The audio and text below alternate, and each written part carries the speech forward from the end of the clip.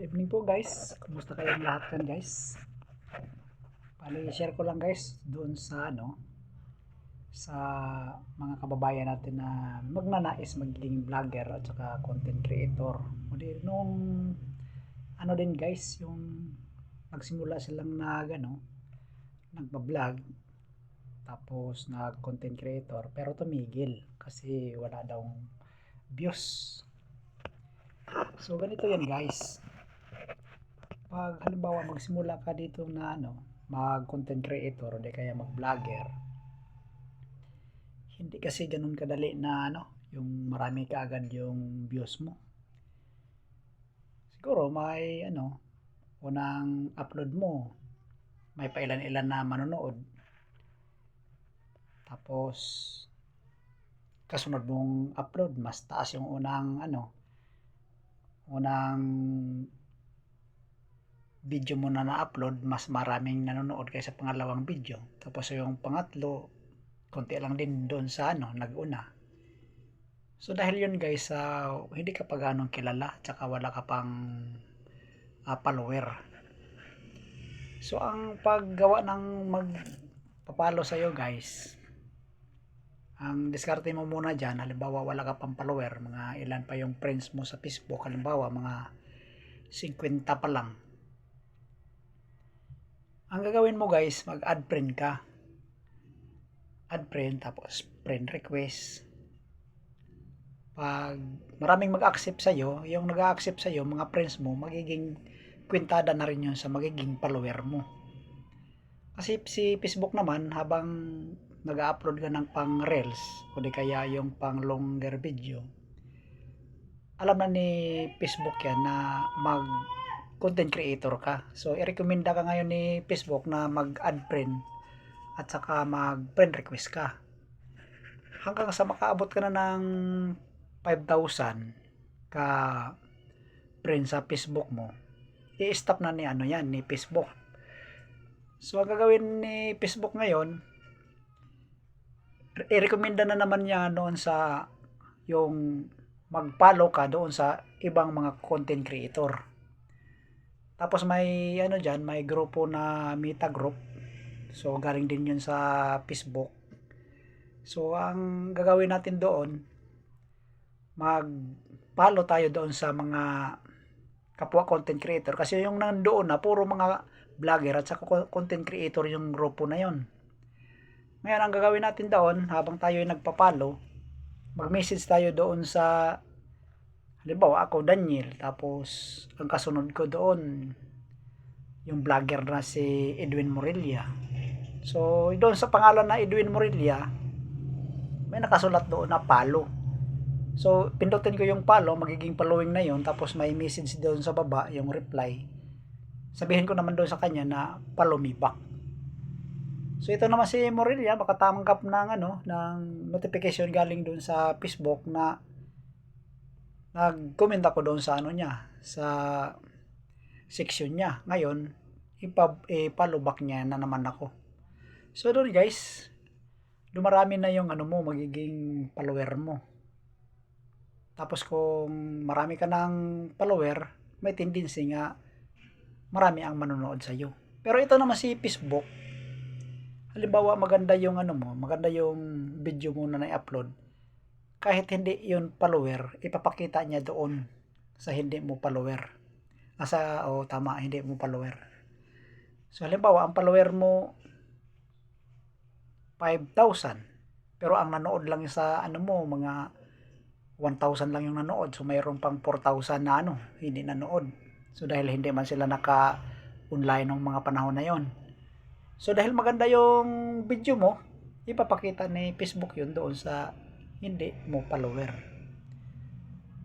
So dito naman talaga sa lagi namang sinasabi ng karamihang mga dito, mga vlogger, mga content creator, na pag magsimula ka talaga, medyo mahirap dahil wala ka pang hindi ka pa ganong kilala. Pero kung sa loob ng 3 buwan, halos araw-araw ka nag-a-upload, makilala ka na sa sa mga manonood, kasi dumadaan ka na doon sa kanilang wall. So doon sa sa kanilang wall, pag makita na magandang video mo, kahit hindi kanila pinapalo, pinanood nila yung mo, yung video mo. So additional na rin 'yun sa views mo. So ang sabi naman ng iba na nakakainis daw dito sa sa ganitong trabaho, yung pagre-reels, pag-upload ng mga video dahil maraming baser. Ang totoo lang talaga niyan, guys. Habaan mo lang talaga yung pasensya mo kung may baser. Kasi ganito yun eh. Di ba si Fernando Po Jr., sumisikat ang kanyang mga pelikula dahil marami siyang mga kalaban.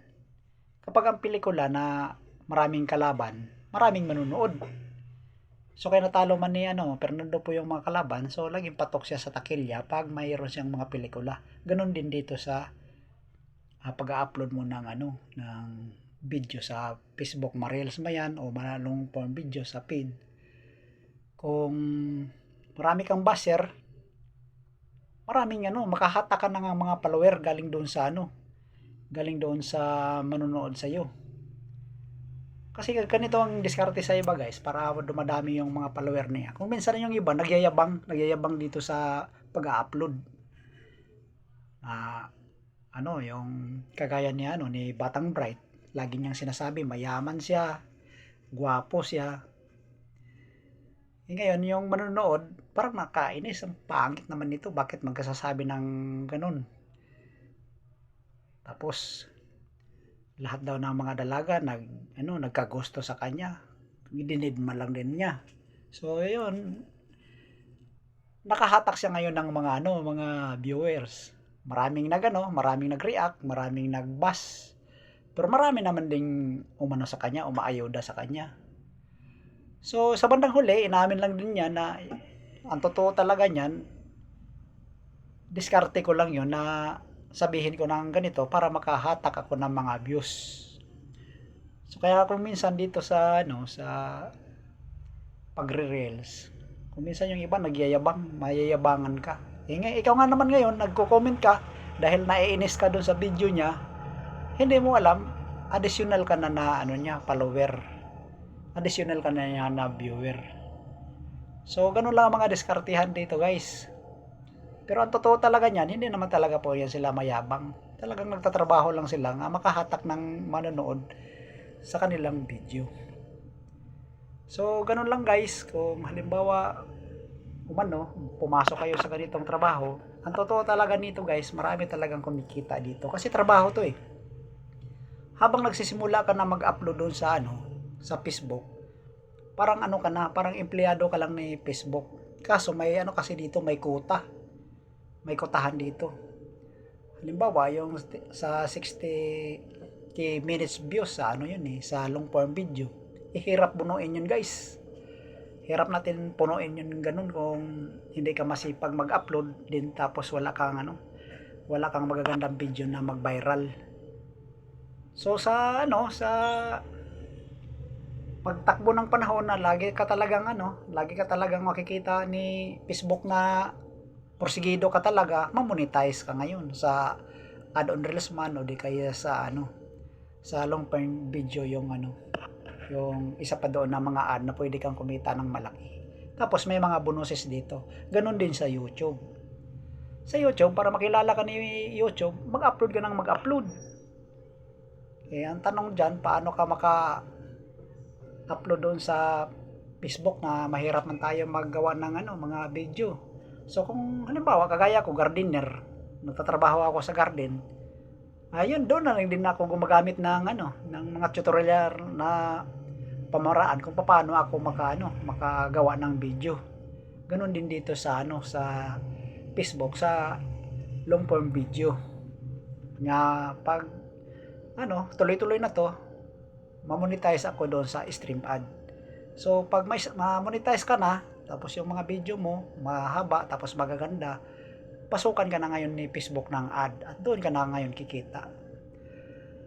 So ganun lang talaga dito, guys. Kailangan lang talaga dito sipag, tapos buo talaga ang loob mo dito, tapos lang talaga yung sinasabing kalma lang palagi. Kung may basher, kalma lang. Hindi mo alam yung basher mo, yun din ang views mo. So sana nakatulong yung video na to guys. Sana mag-comment kayo dito kung nagustuhan nyo ba tong video na to. Mag-like at saka mag-follow na rin sa akong page guys. Salamat guys, magandang gabi.